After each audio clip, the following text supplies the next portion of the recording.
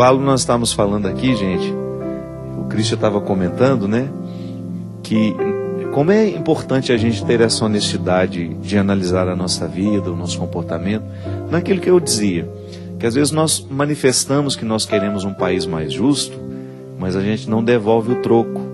Quando alguém fica equivocado ali, nos devolve um pouco mais do que deveria devolver. Ou às vezes a gente encontra uma carteira, a gente até devolve a carteira com os documentos, mas o dinheiro a gente não devolve. Ou então a gente aproveita aquelas pequenas oportunidades, né, para enganar alguém. Esse jeitinho brasileiro não tem nada de cristão, né? Quando nós somos desonestos nas pequenas coisas, é uma postura que é engraçado, que não tem nada que possa nos destruir mais do que você saber das suas negligências.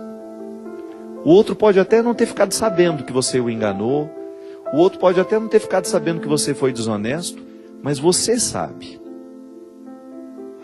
Eu tenho uma história que eu acho muito interessante.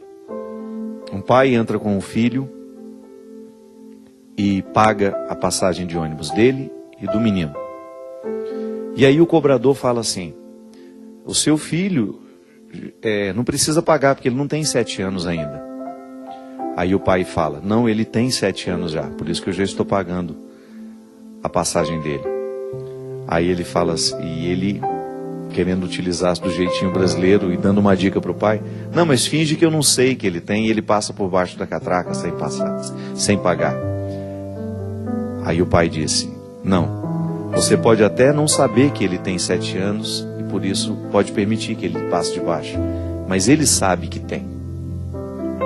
Então se eu permito que ele faça isso, né, que ele entre nesse jeitinho brasileiro, eu estou deseducando meu filho para a verdade. Isso é fantástico, né? Um gesto pequeno que mostra para a gente como é que nós temos que educar os filhos. E que educá-los para essa verdade, para essa justiça, né? Para esse evangelho que nós amamos e queremos seguir, passa por prejuízos.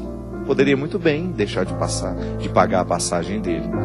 Mas ao pagar, eu estou dando a ele uma aula de civilidade, de verdade, de honestidade, de hombridade. É o que o Brasil precisa, minha gente. Nós precisamos modificar as nossas pequenas atitudes, né? Volto a dizer, manter viva a criança filosófica dentro de nós que nos pergunta o tempo todo: tá certo isso? É correto fazer assim? Para que a gente tenha condições de experimentar essa coerência que nos realiza. Cada vez mais eu estou convencido de que somente essa coerência nos autoriza a pisar no solo da realização humana. Ser um homem inteiro, ser uma mulher inteira, requer essa coerência pessoal. Eu estou vivendo aqui internamente aquilo que demonstra viver externamente. Há uma coerência entre aquilo que falo, entre aquilo que eu vivo, entre aquilo que eu acredito, entre aquilo que eu estou vivendo. Esse é o nosso desafio constante. A Ana Carolina, ela escreve e diz assim: padre, tenho 30 anos, sou casada no religioso há 9 meses. Eu estou passando por um momento de muita dificuldade no meu matrimônio, pois eu não tenho vontade para o sexo, padre. Essa falta de vontade começou aproximadamente... Ela não especificou aqui, um pouco confusa a maneira como ela escreveu. E nós namoramos 11 anos e ficamos 1 ano noivos. Ele tem 34 anos, é um excelente marido, com muitas qualidades, é uma ótima pessoa. E ele me cobra bastante quando o assunto é sexo. Eu gostaria muito de uma orientação, pois eu o amo muito e gostaria que o meu casamento não terminasse. Ana, existem algumas hipóteses, né, a respeito disso, que você precisa investigar. Muitas vezes a falta de apetência, de desejo, né, para o sexo, ela pode ser uma questão hormonal na vida da pessoa. O sexo, ele passa, né, o desejo sexual passa pelas questões hormonais. Então uma boa consulta num médico de sua confiança, num médico que vai ter condições de entender o seu conflito, pode lhe ajudar. Esse desempenho sexual, né, que muitas vezes é exigido da mulher, também pode gerar uma outra questão, que pode não ser o hormônio, mas é a própria maneira mecânica como o sexo é experimentado. Gente, são duas dimensões muito diferentes. O sexo na cabeça de um homem tem uma dimensão, tem uma função, na cabeça da mulher tem outra. E o bom casamento é quando o casal consegue falar dessas duas perspectivas e conseguem harmonizar, então, a maneira como viverão essa sexualidade. A mulher tem um contexto muito mais amplo da sua dimensão sexual. O sexo para a mulher passa muito mais pelo carinho, pelo afeto, né? O homem não, o homem é mais prático. Então, isso também pode gerar um desinteresse da mulher. E é por isso que você precisa, Ana, analisar, junto com seu esposo, o porquê, de repente, desse desinteresse. Será que você não está também, como inúmeras mulheres nos dias de hoje, tendo dificuldade no sexo, justamente por causa da dimensão objetal que às vezes perpassa as relações? O que é a dimensão objetal? É quando alguém dentro dessa relação sexual está ocupando quase que um papel de objeto. E se o casal se ama, minha gente, essa crise pode ser superada. Volto a dizer, no primeiro momento, compreendendo que pode ser uma disfunção hormonal, que precisa de tratamento médico, de um acompanhamento médico, um bom exame de saúde, né? Um bom exame de sangue para tentar investigar se existe alguma queda, alguma baixa de hormônio que seja responsável pela libido, que provoque essa libido, ou então uma dimensão afetiva mesmo, que pode influenciar no seu desejo sexual. Os casais precisam ficar muito atentos a tudo isso, né? Porque o sexo faz parte do casamento, ele é, sem dúvida, um fator importantíssimo para a vida do casal, mas ele é a consequência de uma vida amorosa, que é muito mais do que uma relação genital. Às vezes nós precisamos até distinguir isso, né? O que é a relação sexual e o que é a relação genital.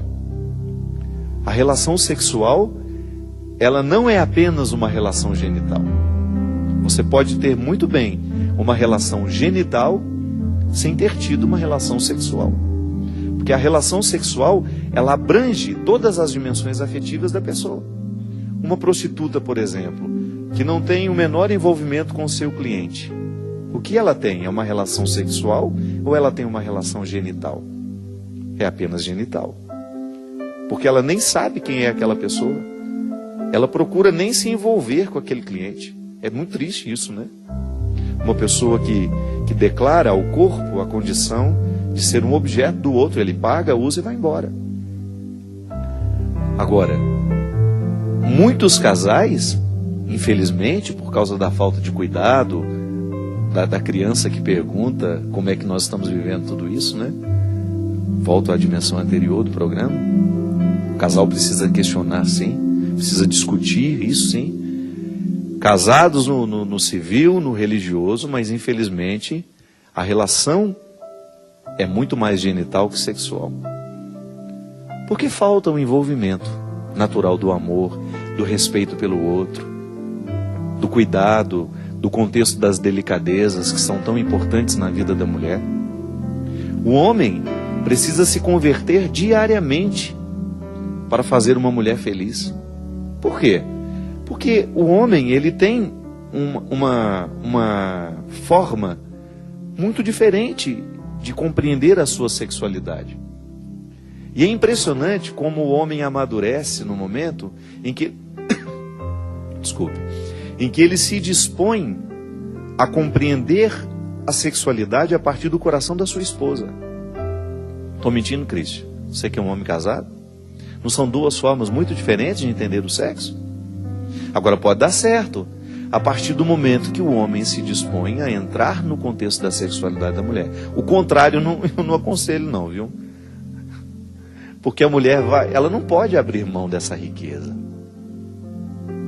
Isso é até na fisiologia, né? A sexualidade do homem está de fora. É tudo externo. A mulher não. O prazer da mulher é todo interno. A dimensão, a vida sexual da mulher, o órgão sexual da mulher está todo para dentro. Então, essa profundidade que pertence ao contexto feminino, e eu não estou empobrecendo os homens, estou apenas salientando uma diferença. Não é nem mais rico nem mais pobre, é apenas diferente. Se a mulher abre mão dessa maneira profunda e fecunda de interpretar a sexualidade para render-se a um homem que muitas vezes tem uma facilidade muito grande a viver a dimensão prática e objetal da sexualidade, a relação genital, essa mulher vai privar o seu marido de dar esse salto de qualidade. Então é por isso que um casamento bem vivido, ele pode trazer uma riqueza e uma conversão desse homem. Ele vai passar a entender a sexualidade dele a partir de como a sua esposa interpreta e identifica a sua sexualidade. E aí nós vamos ter um casal que está se enriquecendo com as diferenças. Gente, isso é muito perigoso. A vida sexual, quando ela não é vivida nessa perspectiva, os casamentos eles vão entrando dentro de uma mesmice, dentro de uma... Como é que eu poderia dizer isso sem falar a palavra rotina, né? É dentro de um contexto de mesmice, quando o homem não é capaz de evoluir na dimensão do aprofundamento dessa sexualidade, ele corre o risco de tornar-se apenas um macho dentro de casa. Ou então nem isso, porque ele não foi capaz de se interessar por compreender a sexualidade da mulher e enriquecer a sua, ele acaba ficando indiferente a tudo isso. E aí nós também temos o outro lado da moeda, que é a falta de interesse sexual de ambas as partes. E você precisa entender que o casamento, ele carece dessa dimensão sexual. Você não é irmãozinho da sua esposa. Você não é o pai da sua esposa. Você precisa continuar o papel de ser o sedutor. É tão interessante o processo da sedução dentro de um casal que já viveu tanto tempo juntos e que ainda hoje conseguem preservar essa sedução bonita, saudável, de serem desejáveis uns aos outros, né? Por quê? Porque conseguiram descobrir a pedra preciosa que é a sexualidade. E aí é tão lamentável, né, que os nossos filhos descubram a sexualidade a partir da vida genital. Os nossos adolescentes ainda ouvindo uma pessoa, vindo para o programa, ouvindo uma pessoa falar justamente disso. De uma adolescente que de repente esqueceu do valor que tem e assumiu um comportamento altamente destrutivo. E por onde ela manifestou? Através de qual via ela demonstrou esse processo autodestrutivo? A sexualidade. A sexualidade, minha gente, é uma porta fácil para a destruição de uma pessoa. Por quê? Porque eu não sei se tem uma coisa que possa nos fazer sentir pior do que um sexo mal vivido, mal experimentado, mal direcionado. Uma vida sexual que não é refletida, que é vivida de qualquer forma, ela causa um déficit, um prejuízo tão sério para uma pessoa, que ao longo prazo, né, a pessoa vai vivendo aquilo, vai sendo objeto sempre, objeto de um hoje, objeto de um amanhã, e infelizmente a nossa juventude, essa mesma que protesta muitas vezes com muita honestidade as questões políticas do país, estão sendo muito negligentes com a sua afetividade, com a sua sexualidade. Quando você vê essas festas que duram 3, 4 dias, onde as pessoas embriagadas esquecem até quem são, e o corpo do outro torna-se um lugar de prazer, de satisfação. Não pode ser feliz uma pessoa que opta por isso. Isso também é uma questão social, né? Eu não me canso de falar disso. Ainda hoje, falando sobre essa questão, porque as manifestações nos fizeram pensar numa série de coisas, né? E eu dei uma opinião hoje lá. Desde quando lançaram a Copa do Mundo no Brasil, eu não vi muita vantagem nisso. E já me explico. Não é que eu não queira a Copa no Brasil. Quero sim. Mas eu não sei se era momento de nós assumirmos essa Copa no Brasil com todas as despesas que ela nos renderia. O Brasil está vivendo um momento de desenvolvimento, de crescimento. Estava no momento em que ele assumiu essa Copa. Mas nós ainda não estávamos firmes, solidificados. Nós ainda não tínhamos as estruturas que nós precisávamos ter para que os estados pudessem gastar milhões e milhões e milhões de reais com estádios que depois talvez nem tenham utilidade para a população, que custarão muito na manutenção de tudo isso. Enquanto isso, nós não temos escolas, nós não temos hospitais, nós não temos estradas. E o pior, nós não temos dentro dos nossos bairros o verdadeiro incentivo ao esporte. A Copa vai trazer muitos investimentos ao Brasil. Tudo bem, vamos esperar para ver se os investimentos que ela trará serão superiores aos prejuízos dos cofres públicos. Só o tempo vai nos dizer. Mas aqui é uma questão simples, pequena, que eu reflito. As nossas prefeituras gastam muito dinheiro na propaganda do que fazem